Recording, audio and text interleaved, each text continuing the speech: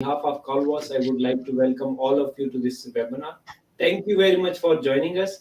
Today we have another very interesting topic, and I'm really honored to welcome and introduce our distinguished guest speaker, who is going to talk about how to write discussion and conclusion of the study. In research, mostly students and researchers find it difficult to understand and elaborate what is exactly discussion and conclusion and how to write it properly. So, for that matter, we have an expert with us in this today's session where he is going to tell us the difference among these all along with the examples. Indeed, a very interesting topic, and I'm sure you are going to learn so many new things in this session. So stay tuned because an amazing stuff are coming ahead in this session. So before we start, I would like to thank Calvas for arranging such enlightenment sessions, for their support and providing us such a wonderful platform. The aim of Calvas is to give you the opportunity to connect and interact with world-renowned speakers, academic leaders, teachers, authors, researchers, experts, professionals, and businessmen to learn from their experiences, recommendations, and suggestions, which will create an impact and will enable you to learn and develop yourself in order to grow and transform individually as well as to contribute to the world in a positive way. As our slogan is come, learn, and share knowledge. So today we have an amazing person as a guest, a person with a vast experience in academia as well as in industry, an internationally known person. He's a great human being, and we always see him while contributing to the world and to the field by sharing his knowledge. So let me introduce him formally. He is a currently lecturer at the Sunway University's American degree program. Before joining academia, he has spent a career as a professional trainer for two multinational companies and has an interest in banking and marketing.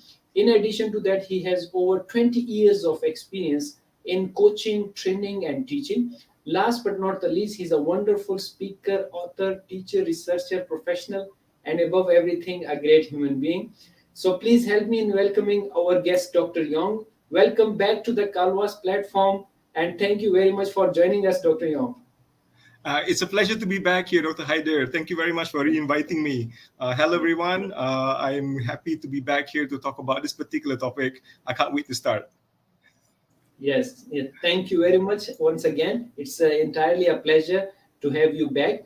Before we get started, let me just tell you about the format for this session that Dr. Young will be presenting, and he would leave time for question answer session at the end of the presentation. You can ask question by writing in comment section, or you can message us on info@calvas.com. So let us get started. Over to you, Dr. Young, please. Thank you, Dr. Haider. Okay, guys. Good evening. From where I am, actually, it's already 10 o'clock at night. So let me just say good evening to everyone. And we're just here to talk about how to do a thesis discussion and conclusion so that you can finally discuss your findings in your thesis and do the last chapter of your thesis so that you can finish it. So basically, we're here just to do some to see how this can be done. Okay, and so I'm going to move on to the next slide. Okay, so my name is Yong, and I'm your speaker for tonight. And this particular chapter it's very simple. Okay, so we are going to just find out a few things in common, what we want to do, how to do them, and also what not to do when writing a discussion and your conclusion. So let's get started. So let's ask this question: what exactly are the discussion and conclusion chapters all about? What are they for? Why do we need to write them? Okay, so these are some of the questions that we actually have to look into before we can effectively discuss this particular topic. So I'm going to do a side-by-side comparison about these two topics, because I believe that they have many characteristics in common with each other. And it's very helpful for us to be able to look through their characteristics side by side, so that then we can see what's similar and what's in what way they're different. Okay, so with that, we take a look at what is the purpose of doing a discussion, and also the purpose of doing a conclusion. Okay, so right here, there are basically three big major points that we have to be aware of. In a discussion, when we write discussion, that particular paragraph, it's basically to interpret and to explain our analysis results that we have done in our previous chapter. So in our previous chapter, the results chapter, for example, we are looking into just the interpretation of the results, what we can get, the data that's coming in. But in our discussion part, we are looking into analyzing it, trying to understand what we are looking at when we see the numbers or we see the meanings behind our results. Okay, so the second point of us doing a discussion is to basically to link our findings to previous research. So we would have done literature review, and now we are looking into how our findings link into our previous research. Are they supporting the previous research, or disappointing, okay, or confirming results that other researchers have done? So in a way, we are now looking into what we have achieved and how our achievement actually supports or is different from previous research data. Lastly, we are also looking into our research questions and our research objectives. We must explain how our findings answer those questions and our objectives. Okay, so that's what we do when the main characteristic of a discussion. Okay, we have to have these three components when we are looking into writing our discussion. Now, moving on to the conclusion chapter, some people would say, or just the conclusion portion of the thesis. It also has three basic components, and it has a different purpose than a discussion. For conclusion paragraphs, what we are doing is we are recognizing that this is finally the beginning of the end for our thesis. So we are looking at the home run. We're almost completing our document. That's when we start writing our conclusion chapter. Therefore, it must give us the big picture into the research. The readers that read our work must be shown the big picture of our research, how our conclusion ties into our first chapter, how our research gaps, for example, are answered in our research. That's what we talk about in our conclusion part of the thesis. Also, it is the place where we indicate to our reader that there are incidentally some new information that we did not expect to find when we started this particular study of ours. Therefore, there's new avenues of research in the future. So if you're interested in my research or furthering this particular train of thought, then A, B, C is where you need to go. Alternatively, you can indicate to your reader that since you have uncovered these new areas of research, that's where I want to research in the future. Okay, so that's the purpose of these two different chapters. Right, let's move on. Now, what we are looking into then, okay, when we are looking in to write these two different chapters, is some characteristics that we must have. Okay, we have to have a few things that would indicate to us that this is the characteristic of a discussion chapter, or this is a discussion, this is a conclusion, of this particular thesis. So we need to learn how to recognize them in order to write them effectively. Otherwise, our readers might just get confused what we're talking about, yeah? But before you start, guys, everybody has to make very sure about your university's version of your thesis. Okay, we are talking about a thesis today. And so every university, I'm pretty sure, has their own way of writing a thesis, and that is the requirement held to you as a student to fulfill. So some universities will have just 5 chapters in a thesis. Some universities would maybe have 8, as many as 8. I don't know. It depends on your university, okay?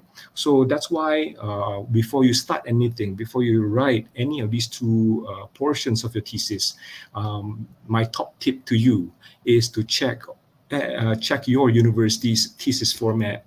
Okay, that's the most important consideration for this. It's more than that. A format is a very detailed document that you must follow so that your thesis fulfills the spacing requirement, the display of graphs and everything else, not just how many chapters there are in order to write your thesis fulfillment. Yeah, so definitely check first with your university's thesis and check the format that your university wants you to do. Okay, I remember as a PhD student that I attended a class. Okay, it was a 1-day long class, about 8 hours long, just to write a proper thesis and follow the proper format requirement of the university. So I highly recommend you guys taking that particular course if it's available.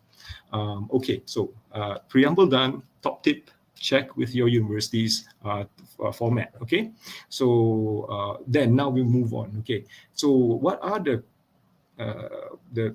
how does the structure of a discussion look like or should look like?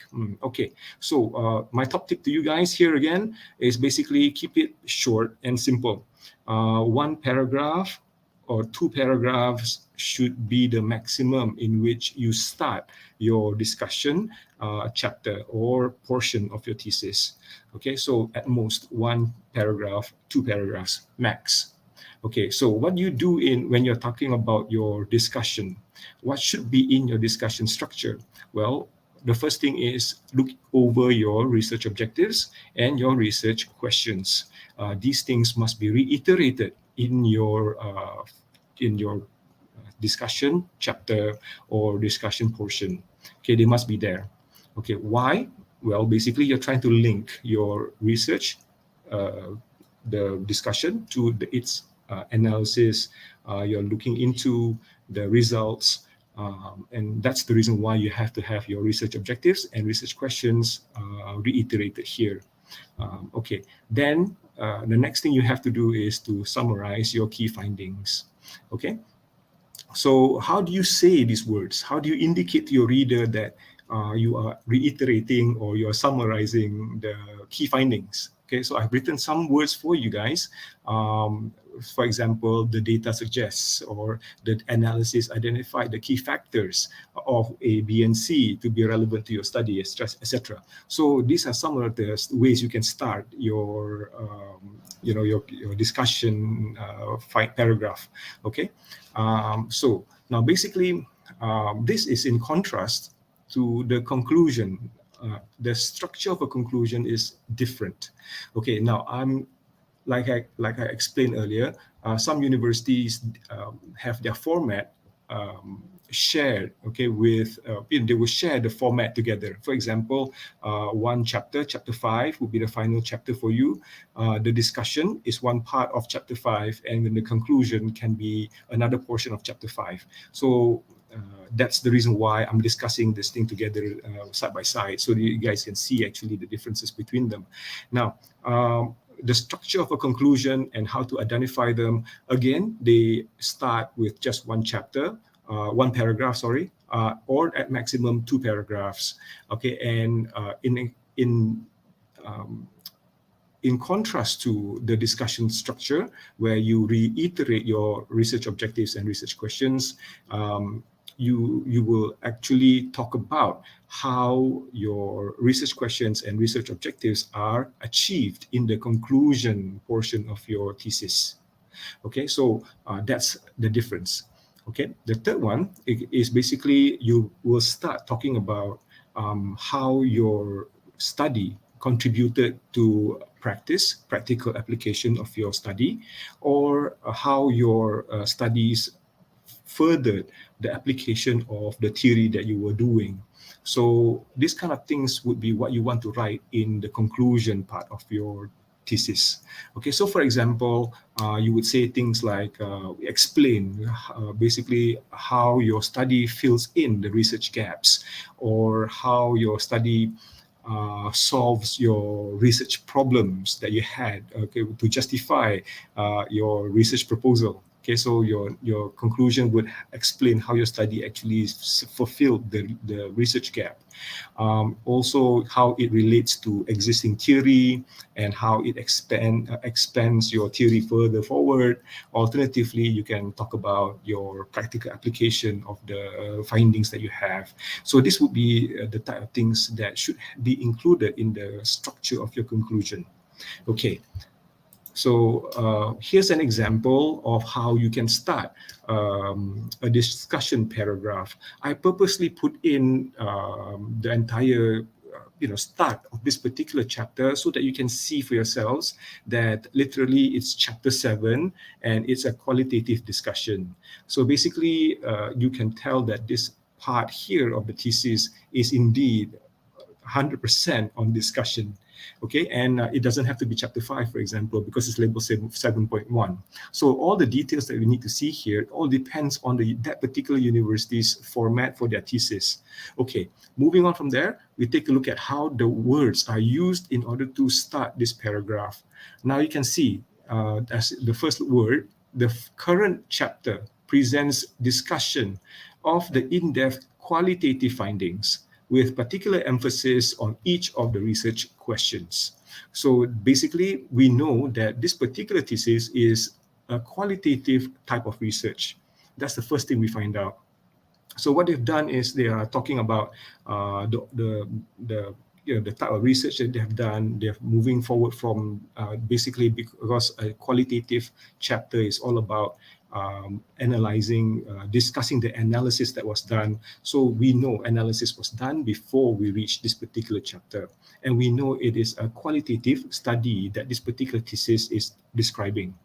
Okay, so responses to the first and second research questions, which aim to explore Malaysian learners' self-concept in academic writing and its respective influences, are discussed in section 7.2, and so on and so forth. So basically, this paragraph talks about how they are going to do the discussion. You will find this section 7.2 to talk about self-concept, etc. So this is, I feel, is a very good thesis. It explains which chapter. It shows you how to write a discussion. It shows the words that you use to start the discussion paragraph and what you actually write in the first paragraph as well. Okay, I'm going to move on to another example here. Now, you can see here a conclusion paragraph. How do you start a conclusion paragraph? Again, the same examples I've shown you. Chapter 8, conclusion, 8.1, introduction of the paragraph. You can see very clearly where 8.1, paragraph 8.1 starts and where paragraph 8.2 starts. So literally, it's just one paragraph to start off this particular discussion on the conclusion thesis of the conclusion of the thesis. Yeah. Okay. So basically, this is what we are looking into. So we are very certain that this person actually did follow the structure of how to write a discussion as well as a conclusion. Moving on. Okay, now we are still at what to do and how to structure a particular, either a discussion or a conclusion chapter of your thesis. So what we have to do here for when we're talking about a discussion is that you have to summarize, okay, to end your chapter. So if we are talking about an ending to the discussion, we are looking into, okay, summarizing what you have found in your study, and also the key points in which your study has basically discussed. Okay, so that's a shorter structure compared to a conclusion structure, which is slightly longer. Okay, so let's look at the conclusion structure now. And you can see here that there's additional points that you need to discuss. For example, you have to talk about the study's limitations. So limitations can be anything. Basically, you can be a sampling, the way you do your sampling. For example, I've given an example where people do non-probability sampling. As a result of non-probability sampling, then basically it reduces the general applicability of your study. So that's one of the things that is not so desirable, because you cannot just apply that to the rest of society, for example. Also, you can talk about your analysis. Okay, maybe your methods are very basic, or maybe you're using a very basic technique or a tool that is very simplistic, for example. That could be a limitation as well, in addition to the lack of time to do your research, as well as a lack of money, okay, to do your research properly. Okay. Also, the next link that you need to do is to recommend for future research, like I explained earlier. And you can actually see that recommendations for future research need not just be anything that you find interesting in particular, but also maybe that you found something incidentally by doing your study, but that particular new finding that you found isn't directly related to your research objectives. And therefore, your research questions doesn't even ask about them. So, for example, I did a study one time about how gender can moderate people's experiences at work.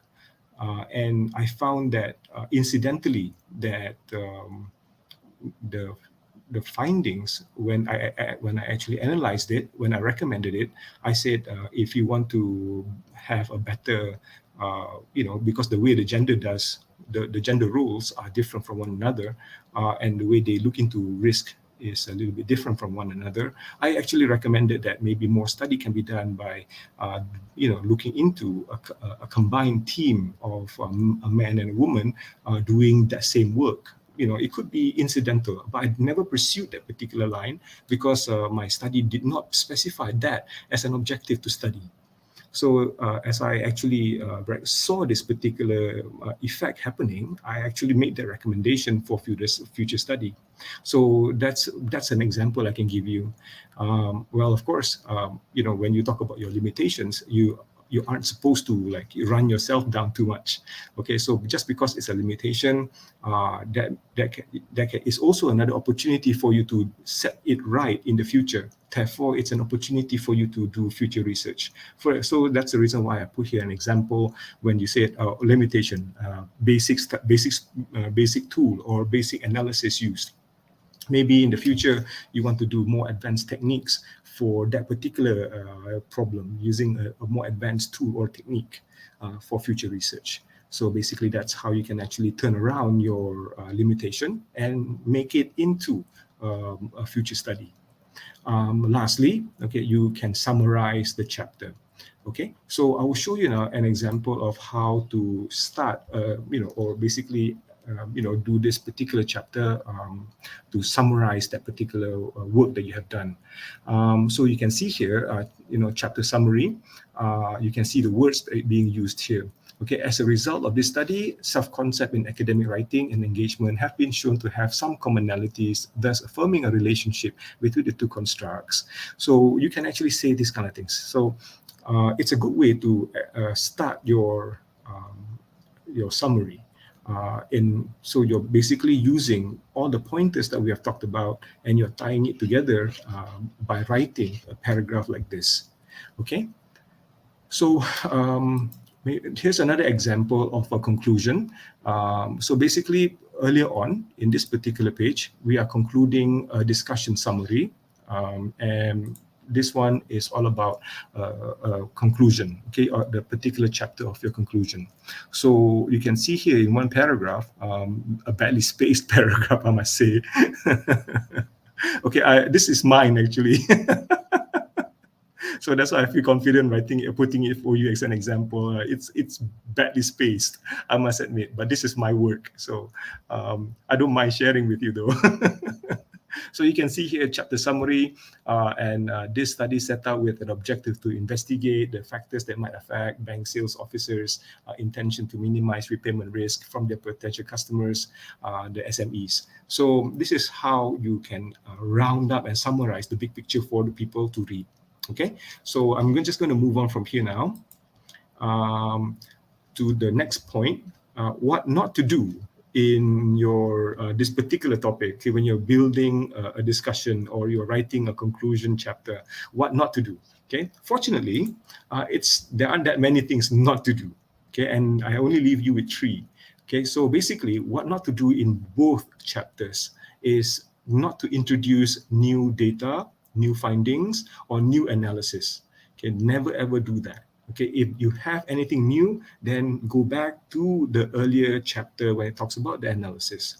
Add your analysis there, and then move back to to writing the analysis, the conclusion, writing your discussion after you've added any new data findings or conclusions or analysis in the earlier chapter. Okay, so that's what you must do.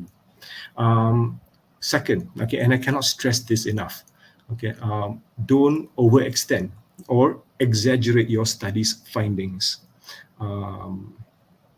Okay, so basically it's this. The reason why is this.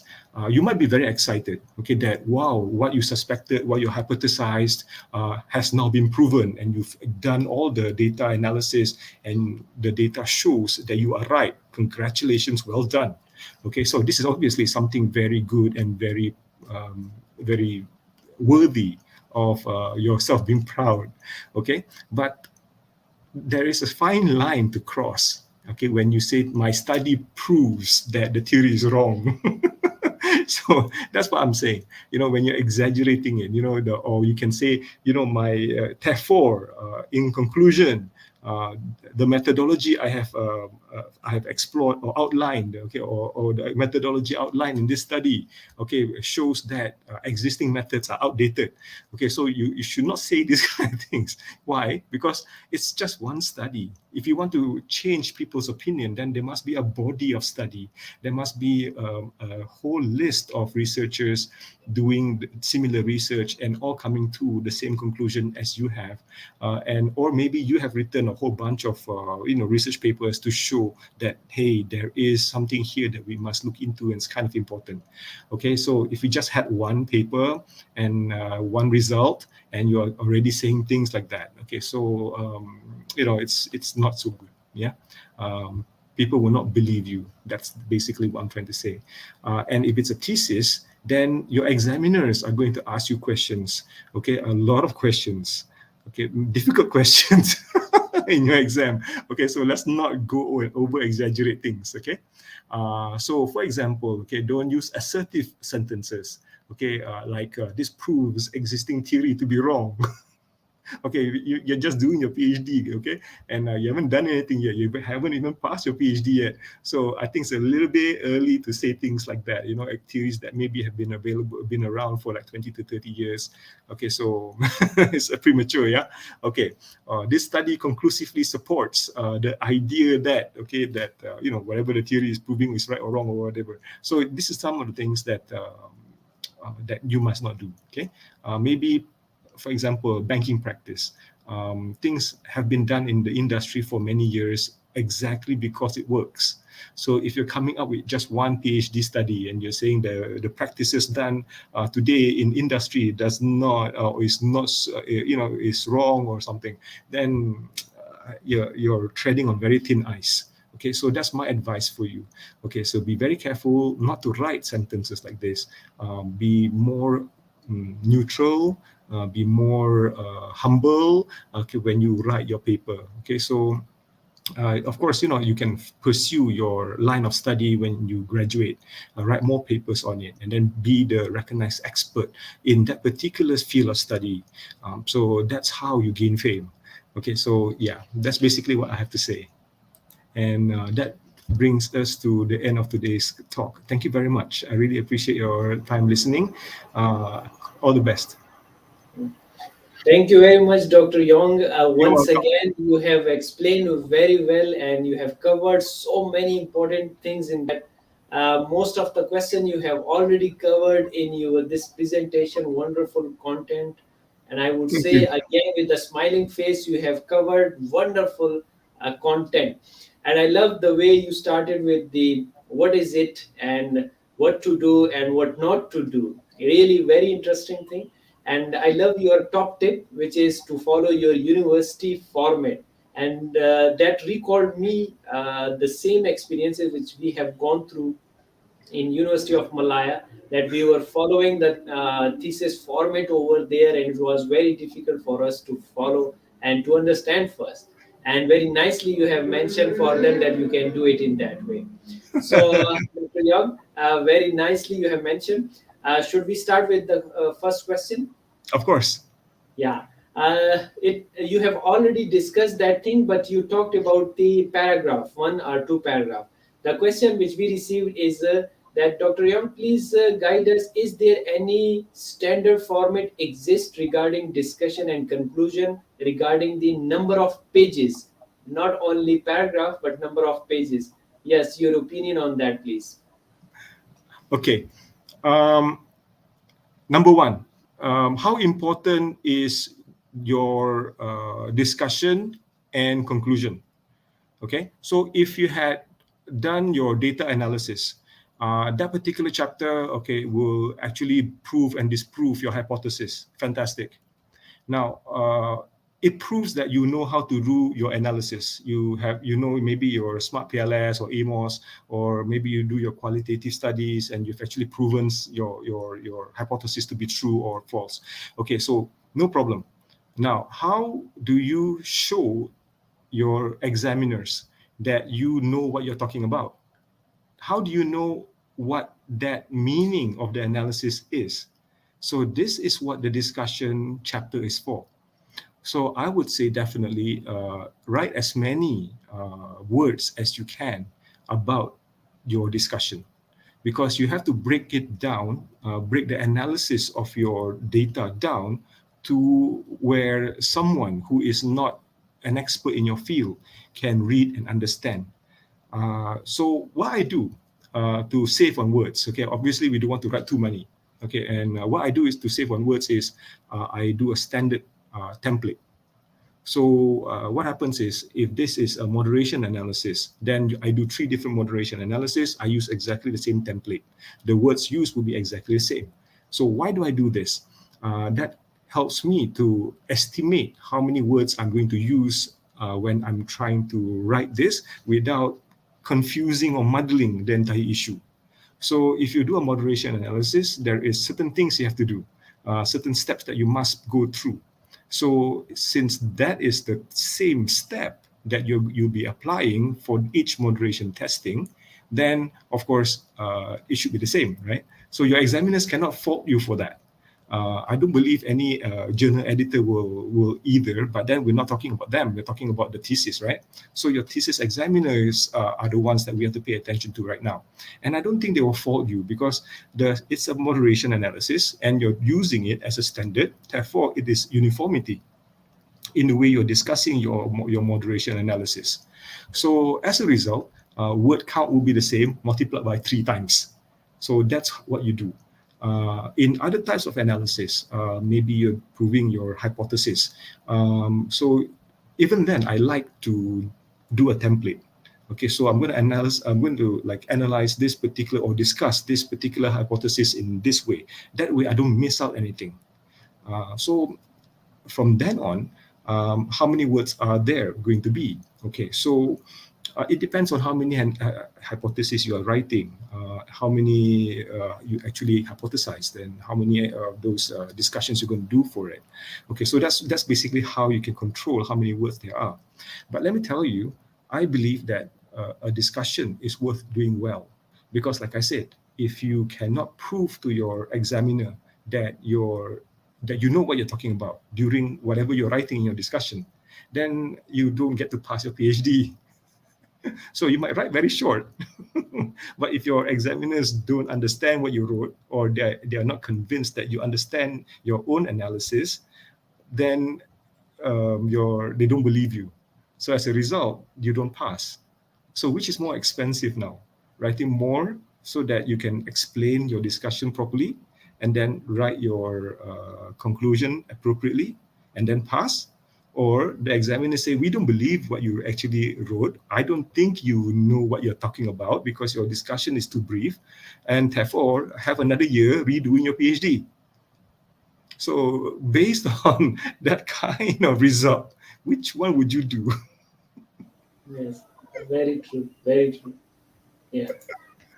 So like that. So I would definitely say, write as much as you need. Yes, very nicely said. Thank you very much, Dr. Young, for You're such welcome. an elaborative answer. We have another very interesting question, and they want to ask that, Dr. Young, please guide us. Should we relate our discussion and conclusion to chapter 2 and chapter 3 simultaneously? Yes, please. Right. Um, there is good advice on about which chapter you should relate to. In general, chapter 1 related back to your chapter 5. Okay, because when you start your chapter, your introduction chapter, did you finish your thesis in a way that concludes whatever you wrote in chapter 1? So I will share with you my own thesis, my viva. Okay, it's my viva exam. I'll share this with you. One of my examiners told me that the way I wrote my thesis is as if the hero showed up somewhere around chapter 2, and then he didn't do very much in chapter 3, and all of a sudden in chapter 4 he apparently gained superhero powers and all that stuff, and chapter 5, okay, suddenly he was able to beat the bad guy. So and it's basically disjointed. Okay, I did not write my thesis properly. So if you're going to write your thesis, chapter 1 is actually the one that you must pay attention to. Your hero must show up and get introduced in chapter 1. And then the chapter 5 is where you can see him growing and doing doing the hero stuff. Okay, basically. So chapter 2, 3, and 4 is incidentally his friends come in and help him do the work, beating the bad guys and the heroic things that they did together. But chapter 1 and chapter 5 essentially must join together. Okay, so I will not worry too much about chapter 2 and 3 and how that one will go to chapter 5. It's incidental somewhere that your hero in chapter 1 gets introduced, and then somewhere in chapter 5 he becomes the hero, he fulfills his destiny, that kind of thing. So your thesis must be like this: chapter 1 and chapter 5, they must gel. Chapter 2 and 3, not so much, because as you take a look at it, chapter 2 is all about your literature review, literally. We're assuming it's a 5-chapter thesis when I say this. So chapter 1's introduction, chapter 5 is your conclusion. So in between, chapter 2 is your lit review, chapter 3 is your methodology analysis, chapter 4 is basically your analysis chapter, and it should be the longest one, by the way. And then chapter 5, your discussion and your conclusion. So basically, when I say this, chapter 1 and chapter 5 must gel. Okay, that's the structure of the thesis I was referring to. Okay, so that's basically what I tried to say. Does that make sense? Did you guys understand what I just said? Yes, wonderful. Very nicely said, Dr. Young. Thank you very much for such a wonderful answer. I would say very elaborative. Thank you. One last question. This question is from the PhD student. He wants to ask that please give you a recommendation in a situation when some of our hypotheses are not proved, are accepted. So what should that student do in that case, in discussion and in conclusion? Yes, please. Okay, now this is one of the best ways for you to show your quality as a student. Okay, so everybody will agree that if all your studies hypothesis is going well and it can be proven, okay, no problem. There's no drama there. We suspect that a particular relationship exists. We prove it. Therefore, hypothesis supports our results support our hypothesis. Fantastic. There's nothing wrong with that. But to my mind, it also makes a very boring thesis. So because there's no drama. So if there is a hypothesis that's not supported, now that's where you get to learn the most about your study, because now you have to figure out why it is that you hypothesize something, and then suddenly after a year or 2 or 3 you find results that doesn't support your hypothesis. Were you mistaken when you hypothesized this relationship early on? in your studies? If so, why did you hypothesize in this way? Is it because your understanding of the theory is incomplete? Is there something about your sample that makes the conclusion different? What about the methodology that you used? Okay, did that contribute to the different result? Alternatively, you might even take a look at your statistical tools. Okay, because for example, if you're a quantitative researcher, then you will go through things like Cronbach alpha results, and I'm a student of Professor Ramaya. I highly recommend that you take his classes. I always try to go in. Whenever I get an opportunity, I will sit into his class because it's lovely to see the professor at work. Okay, and he always says, Cronbach alpha, don't pay attention to this result. Okay, but recently, people like Professor Adjens, who came up with the theory of planned behavior, that guy, that Adjens, he says to us, you know what? Some of my results are not going the way I think it should. Therefore, some of his hypothesis, it's not supported. And he says, I believe it's my Cronbach alpha values, and that's the reason why my hypothesis is not supported. So that's why, as a student, I always say, don't be afraid if your hypothesis is not supported. In fact, I believe that makes a more interesting discussion. Now you have to talk about things that you never thought about. And even if your hypothesis is not supported, so what? It's still learning. You assume something, it is wrong, and it's not supported, rather. Okay, not that it's wrong, it's not supported. And now you get to explain why it is not supported by your study. So I believe that is a more complete way of doing your thesis, talking about things that worked, talking about things that didn't work, and explaining to people why you think the result is like this. So I think that's a better, more exciting thesis. What Yes, do you think, very Dr. Haider? nice. Yeah, very nicely said. And sometimes we say that my supervisor told me once our hypotheses were rejected, and my supervisor told me that that's our contribution. Now you try to investigate it more in depth, that why the hypothesis has been rejected, what are the reasons for that. And Dr. Young, that published in a very reputable journal later on as well, the same paper, the same objective of the paper. Wonderful. Yeah, that's a wonderful thing and wonderful experience you have shared. Dr. Young, once again, thank you very much for such a wonderful presentation. I would say powerful content, and the way you explain everything, you made it very easy for our students and researchers around the globe to learn from your experiences and suggestions. Dr. Young, what is your message to the world as a teacher, researcher, trainer, learner, professional, and educator? Yes, please. Learn from your mistakes. Because making mistakes is the most powerful teacher. Yes, very wonderful message to the world. Learn from your own mistake. And I was reading in one book, it was mentioned that your mistakes actually guides you in a right way. That you should not be doing this in that way. So learn from your mistakes. Very nice message to the world. Thank you very much. Thank you. So yeah, indeed, how to write a discussion and conclusion of the study is very technical aspect, and Dr. Young has explained it in a wonderful way.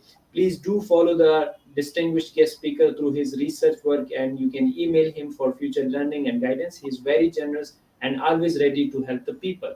Uh, so that's all we have time for today. Thank you once again, Dr. Young. And also, I We would like to thank our audience who joined us. If you have any additional question about the information shared today, please email to us, or you can connect to the speaker directly through his email address. Thank you all for your support and liking our sessions. Stay tuned as many sessions are on the way. Please do not miss any session. Until next session, take care of yourself. Bye bye. Bye bye.